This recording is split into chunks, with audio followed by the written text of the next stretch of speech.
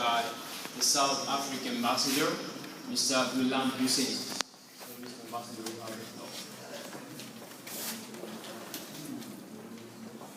Thank you very much. Thank you very much. Let me begin by first apologizing for starting off late. The traffic here was horrendous, and we had a few technical problems with the computer as well. Can everybody see the screen behind me? Yes. Yes.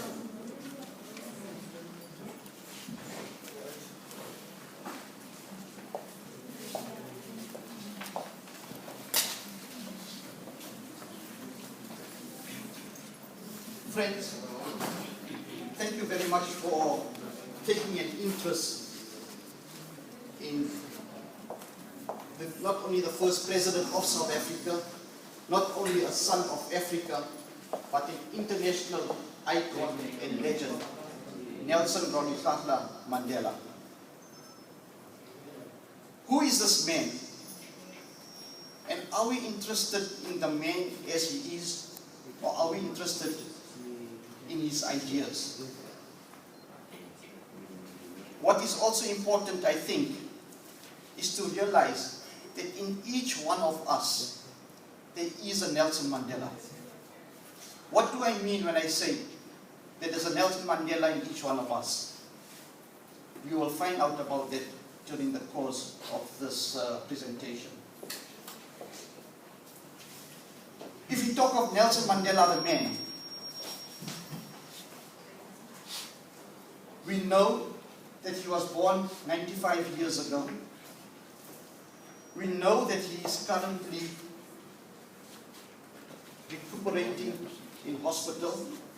And I know that we all share our prayers for him and for his family during this difficult time. He comes from the royal family. He was born in a little village in the Eastern Cape called Kuno. At a very young age, he showed leadership qualities. He was born Rolihlahla Mandela. Rolihlahla means breaking the branch or troublemaker. And maybe he lived up to his name. When he attended school for the first day, it was a missionary school. And the Christian missionaries told him that, no, you need a good Western name, and we will give you the name Nelson. And that is where he got the name Nelson from. At a young age, he showed leadership qualities among his friends. He went to university, protested, was expelled from university, and when he came home, the king wanted him to marry very early, so he ran away from home, went to Johannesburg, studied to become a lawyer, and by all accounts was a very successful lawyer. President Mandela, or Madiba as we call him, Madiba is his clan name, and it's a name of affection, a name of love for him. So we will be interchangeably calling him Mandela or Madiba. Madiba could have sat back as a successful lawyer, make lots of money, and live a comfortable life. But he gave all of that up. And why did he give that up?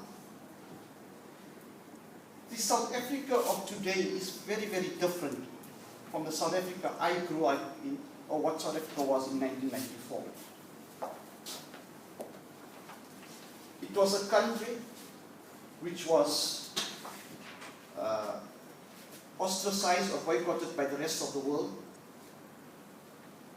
Very few African countries had relationships with South Africa, and unfortunately Comoros counts among one of those few that had. And the reason why it was ostracized was because of the system of apartheid. Now in this day and age, it's very difficult for young people to understand what apartheid was. When I speak to my sons about it, some of them say, But yet, people can't be that stupid. I mean, you know, it's not true. But apartheid was a system that denied the majority of the people of their dignity. It denied them of rights and denied them of their humanity. Everything in South Africa was segregated on the basis of race. The white population had the best of everything.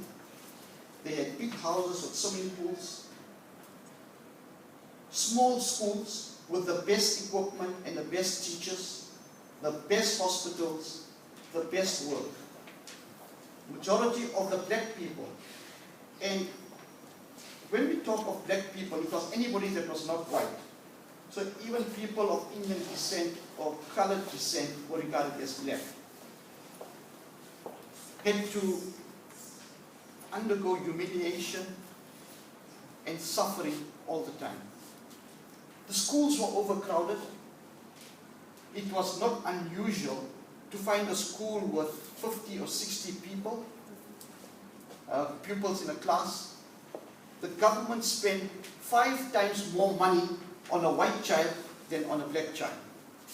For instance, for every white child that went to school, the government spent 150 euros. For every black child that went, it spent 15 euros. That was a discrimination. In the hospitals, firstly, there weren't sufficient hospitals for black people, and they couldn't go to white hospitals. There were no ambulances. There were very few universities, and even the universities that were there were not of a good quality. So the best in society was reserved for a small group of people. The majority of the people were almost slaves in their own country. That was the South Africa we had. And Madiba and his colleagues realized that this was not wrong. And they started initially campaigning against the apartheid by writing letters and sending petitions and talking about it. But nobody would listen to them. And then Madiba and his, with the African National Congress, formed the Umkhonto weSizwe, which is the spear of a nation, as a liberation movement. He was the commander-in-chief of the spear of the nation, and they waged a guerrilla war against the apartheid regime. But even in waging the war, the ANC and Mandela and his friends were very, very careful. They did not put bombs in schools or in public places or where people would be hurt. They targeted buildings or electricity pylons where they would cause damage to buildings and that with no people inside. Because we always felt that life of human beings are sacred and should be protected. Now,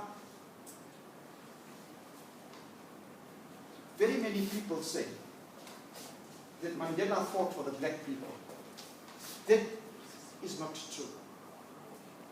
Mandela did not fight for black people. He did not fight for white people. He fought for people. He wanted people to be recognized for what they are, irrespective of whether they are white or whether they are black. We fought, and what we have in South Africa is a non-racial democracy. Mandela went overseas and worked underground before he was arrested. Soon thereafter, in Billy's Leaf, where the High Command of the Umkhonto weSizwe were meeting, it was raided, and incidentally, this week was the 50th anniversary of that raid, and they were all arrested. When Mandela went to trial, he and his colleagues did not go to court to plead for mercy. In fact, throughout the trial, they said that they were not on trial. It's the apartheid system that's on trial.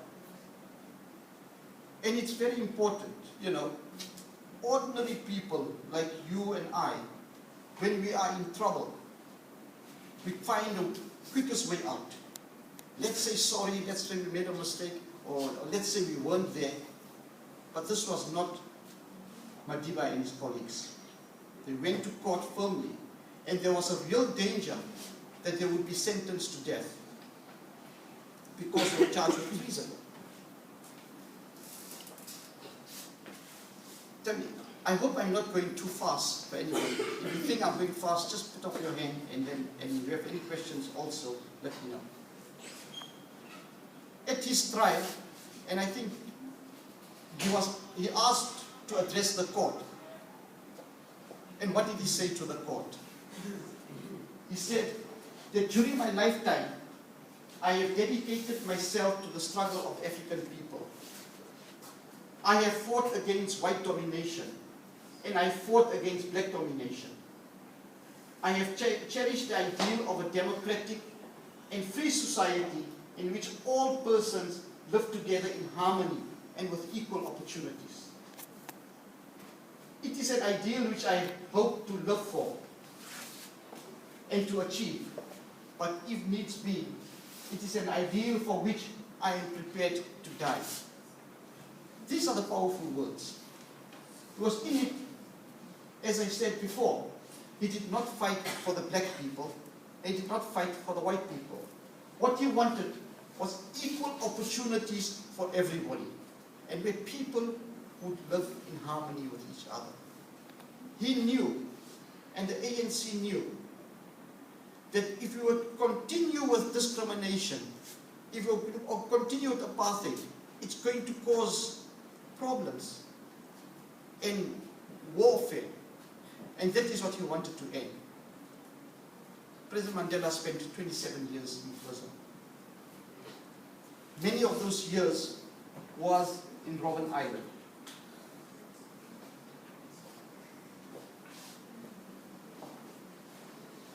Many a times he had to spend his time breaking limestone, or they were told to do work which had no meaning. But the limestone, and I have here in front of me a piece of the limestone from Robben Island, which President Mandela and his colleagues broke. It damaged his eyes. But throughout those years, although President Mandela's body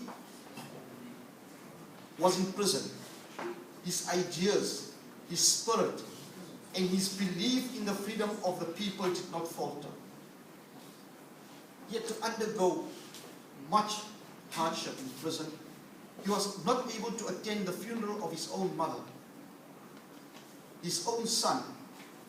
But more than that, while he was in prison, he had a wife, Winnie Mandela, and 2 young children who were harassed by the police all the time. And imagine a father who is in prison, his wife and children are being troubled, and he cannot do anything about it. All of this, you know, he could have given up. Many a times the apartheid government told him, just give up everything and we will let you free. He refused to leave prison unless his conditions as a free man and a free South Africa were realized.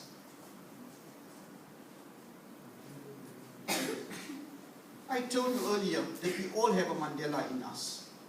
And Mandela is not a superhero. He's a human being like me and you. He's got fears, he's got courage, he's got faults, he's got good qualities. And in his book, Long Walk to Freedom, he said, I learned that courage was not the absence of fear, but the triumph over it. The brave man is not one he does not feel afraid, but he that conquers that fear. So he realized that he's a fallible man like us. He had fears, but he overcame those fears and those courage to do something better for the community and for the people.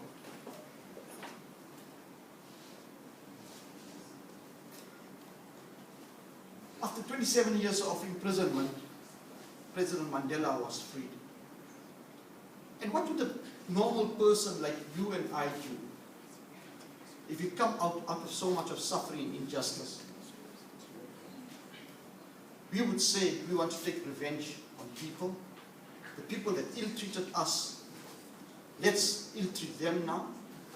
Or I am now going to be the next president, so I'm the greatest, I'm above everything. But that is not what President Mandela did.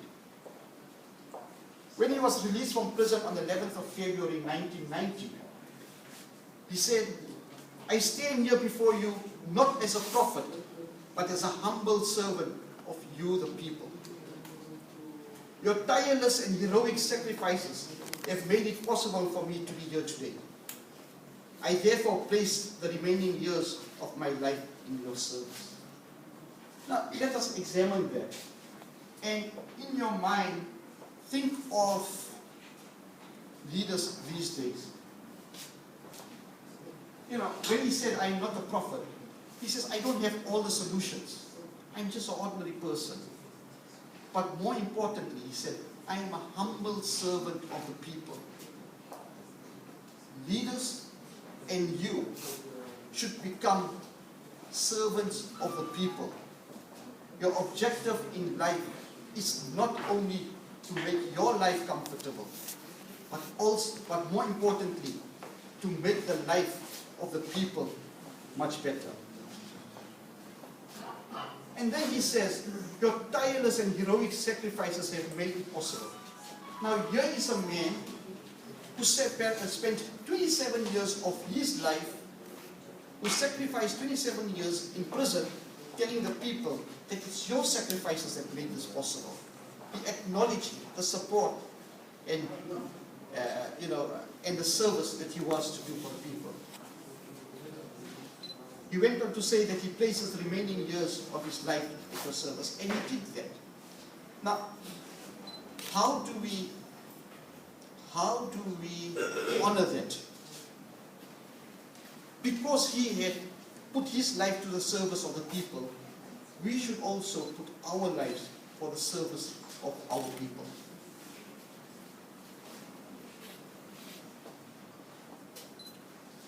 Just a few days ago, the Secretary General of the United Nations, Ban Ki-moon, issued a statement. And he says, Nelson Mandela gave 67 years of his life to the struggle for human rights and social justice. The heart of Nelson Mandela's International Day is good work for people and the planet. The theme, Take Action, Inspire Change, is meant to mobilize the human family to do more to build a peaceful, sustainable, and equitable world. This is the best tribute we can pay to the extraordinary man who embodies the highest values of humanity. Now, I am aware that during this week, the Yes We Can group are going to do some community service. And I think what they are doing falls squarely into what this is going to do. It's going to clean the beach, I believe, for the environment, which is so that is making it sustainable, and also they're doing voluntary work, expecting no reward but support. And I congratulate you for taking that initiative.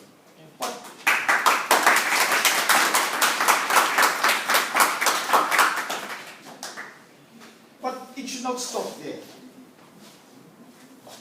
On that day, as you are on the beautiful beach, and as you are picking up the litter that you did not throw, that other people threw, think of how you are going to do more for your community.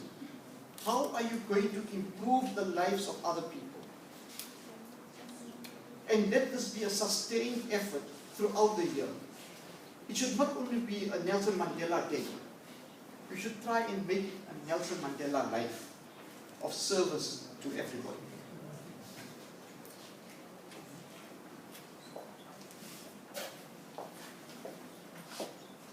Nelson Mandela Day was not only celebrated in South Africa. As you've seen, United Nations had declared it Nelson Mandela Day, International Nelson Mandela Day. And there were celebrations in Washington, Nairobi, South Africa, and also in Comoros you are doing the celebration. So when you do this, you are joining an international family that is dedicating itself to the